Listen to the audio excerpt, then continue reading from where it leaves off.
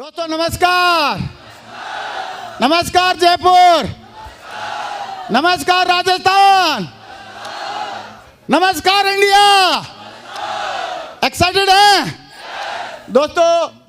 Really में जब मैं हॉल में आ रहा था तो ये सोच रहा था कि आज बहुत सारे लोग मिलेंगे और उनसे कुछ मोटिवेशन की बातें करूंगा, लेकिन रियली जैसे मैं हॉल में घुसने लगा और इसे सारे लोगों का एक्साइटमेंट को मैंने देखा तो देखने के बाद मैं खुद ही मोटिवेट हो गया आप लोगों से।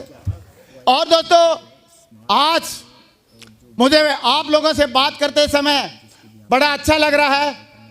मैं अपने आप को सौभाग्यशाली मान रहा हूं, लेकिन एक बात, मैं अपने बारे में बात करने से पहले एक बात जरूर पूछना चाहूंगा कि कितने लोगों से मैं पहली बार मुखातिब हो रहा हूं, कितने लोगों से मैं स्टेज के माध्यम से मिल रहा हूं? एक बार हाथ खड़ा कर दें। अरे सारे 99%। थोड़ा सा फिर मेरे के बारे में, मैं अपने बारे में बताऊंगा। और जब मैंने इस बिजनेस को देखा था तो मैं इस बिजनेस में जब आया तो उस टाइम पे मैं आर्मी में नौकरी करता था, आर्मी में जॉब करता था, और मेरे पास व्हीकल के नाम पे एक छोटी सी साइकिल थी उस टाइम पे।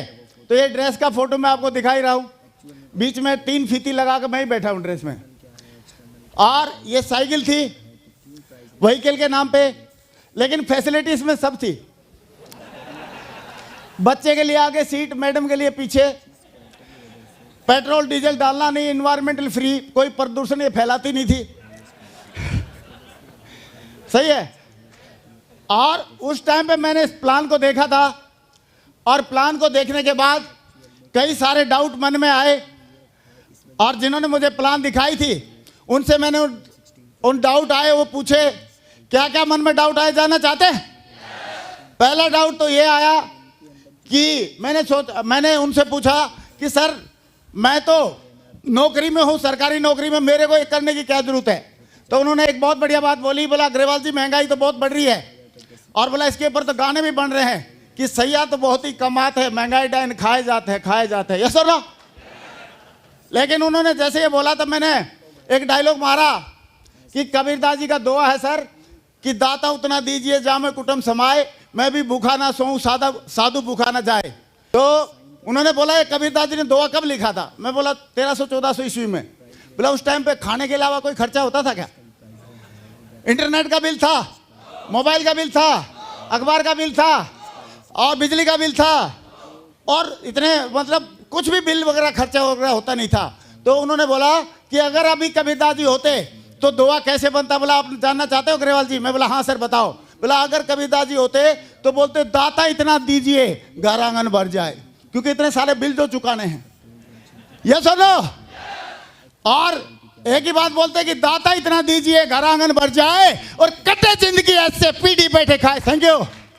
फिर मैंने सोचा कि यार इस बात की तो सही बात बोल रहे हैं ये, लेकिन फिर मैंने एक बात और पूछी, सर एक बात बताओ, इस बिजनेस में मान लो मैं तो कर लूंगा, लेकिन आगे लोग नहीं करेंगे तो क्या होगा? मैं लोगों को नहीं बना पाया तो क्या होगा?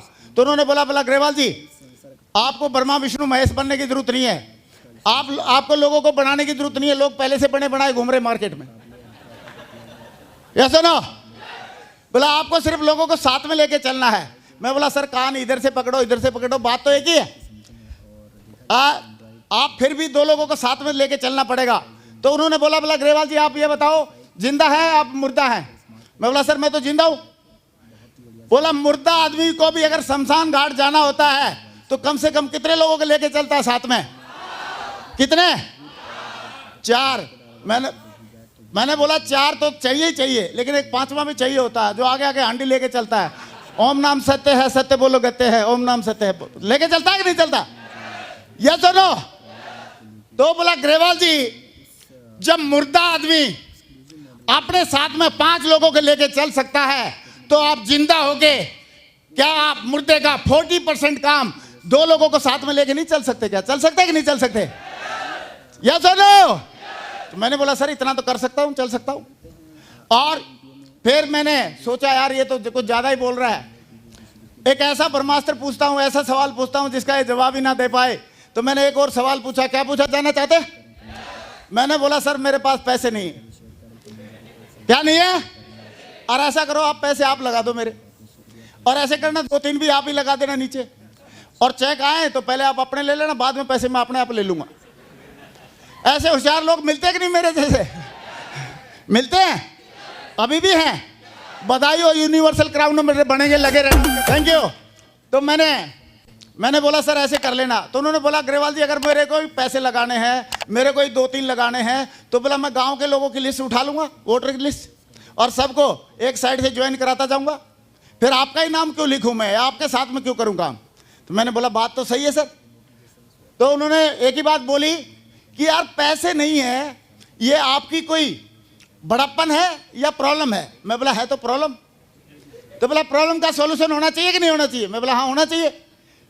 और बोला आपको अगर कोई इमरजेंसी पड़ जाए, मेडिकल इमरजेंसी, और उस टाइम पे 8-10 हज़ार रुपये की, 15 हज़ार रुपये की जरूरत पड़ जाए, और डॉक्टर बोले इतने रुपए कम से कम जमा कराओ तब उसके बाद ट्रीटमेंट स्टार्ट होगा, तो बोला डॉक्टर को आप बोल दोगे क्या कि नहीं डियर है नहीं अभी, ऐसे बोल दोगे? मैं बोला नहीं सर वो तो अरेंजमेंट करना पड़ेगा। तो बोला फिर यहाँ पे भी अरेंजमेंट कर लो। मैंने बोला ठीक है, और उसके बाद अरेंजमेंट किया दोस्तों मैंने, और शुरुआत कर दी। लेकिन मैं तो कन्विंस हो गया, मैंने तो शुरुआत कर दी, और पहले 5 लोगों को प्लान दिखाया। कितने लोगों को प्लान दिखाया? 5 लोगों को प्लान दिखाया, और पांचों लोगों ने मेरे को क्या बोला जानना चाहते हैं? जानना चाहते हैं? कई लोग बोल नहीं रहे। जानना चाहते हैं? 5 लोगों ने बोला यस, नहीं बोला, 5 लोगों ने बोला नो। क्या बोला? और जैसे ही 5 ने ना बोला, मैं तो अंगूर से किशमिश बन गया। मैंने सोचा मैं तो डायमंड नहीं बन पाऊंगा, एकदम मेरी हवा निकल गई। और मैंने एक काम अच्छा ये किया कि अपलाइन को फ़ोन किया। मैंने बोला सर 5 लोगों को प्लान दिखाई थी, 5 ने मना कर दिया, लग रहा मैं तो डायमंड नहीं बन पाऊंगा। तो उन्होंने बोला ग्रेवाल जी अभी आपकी लिस्ट कितनी बची है? मैं बोला कौन सी लिस्ट? बोला यार बोला तो था आपको लिस्ट बना लेना। मैं बोला सर लिस्ट तो बनाई नहीं। बोला आप बोल रहे थे कि मेरे तो 300 लोगों के नाम याद हैं, आप कंपनी क्लर्क हैं, बाबूजी हैं, तो बोला उनके नाम लिख लो। मैंने बोला सर वो नाम भी सारे नाम मेरी जो दिमाग में जो थी 300 लोगों के नाम की जो लिस्ट थी वो हार्ड डिस्क ना मेरी करप्ट हो गई है, क्योंकि जो खास 5 लोग थे जब वही नहीं कर रहे तो बाकी कौन करेगा? तो उन्होंने बोला डोंट वरी ग्रेवाल जी, आप एक बात बताओ कि अगर अभी आज पॉपुलेशन इंडिया की कितनी है? मैंने बोला सर 120 करोड़। उस टाइम पे दिसंबर 2002 की बात है। मैंने बोला सर 120 करोड़। बोला 120 करोड़ में से 5 घटा दो, कितने बच गए? यार अगर करेंगे, मतलब अगर मैं बोलूँगा नहीं समझ में नहीं आई तो समझदारी में क्वेश्चन मार्क लगता है, और अगर मैं बोलूँ समझ में आ गई तो ज्वाइन करना पड़ेगा। तो कई लोग छुपते छुपते फिरते थे, और हमारे को कई लोग बोलते थे सर जादूगर को देखा हमने। मैं बोला फिर? बोला जादूगर ने एक लड़की को गायब कर दिया, एक लड़के को, जमूरे को गायब कर दिया। मैं बोला असली जादूगर तो हम हैं, जिसको प्लान दिखाते थे गायब हो जाता है। एक आदमी के यहाँ ज्यादा रिश्तेदार आते थे, शहर में रहता था, उसने बोला सर बड़े परेशान है, ज्यादा रिश्तेदार आ रहे हैं। मैं प्लान फोल्डर रख कोई नहीं आएगा, एक बार ढंग से प्लान दिखा देना। यस और नो? यस और नो? तो दोस्तों काम करना शुरू किया, और कॉन्फिडेंस पूरा आ गया एकदम।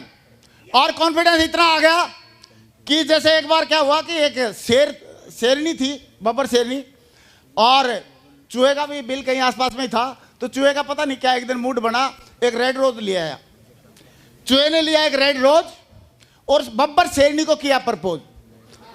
बोला darling I love you, I love you, I want to marry you, और क्या बोलते I like you, I love you, I want to marry you. तो बब्बर शेरनी ने उसकी तरफ लाल लाल आंखें निकाली और बोली जा कल मुझे तेरा मुंह तो देख। बोलता मुंह को छोड़ मैडम, बंदे का कल कॉन्फिडेंस देख, पूरा फुल कॉन्फिडेंस आ गया। और जब कॉन्फिडेंस आने के बाद फिर काम होगा कि नहीं होगा?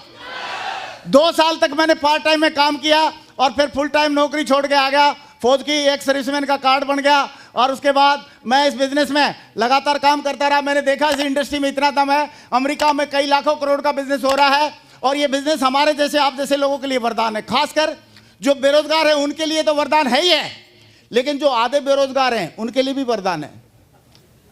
व्हाट डू मीन बाय आधे बेरोजगार? जितने भी हम नौकरी वाले हैं सारे आधे बेरोजगार हैं, क्योंकि खर्चा है 1 लाख का और इन तनख्वाह मिलती है 50,000, तो आधे बेरोजगार हुए कि नहीं हुए? Yes sir no? तो आधे बेरोजगारों के लिए बहुत बढ़िया ये मौका है।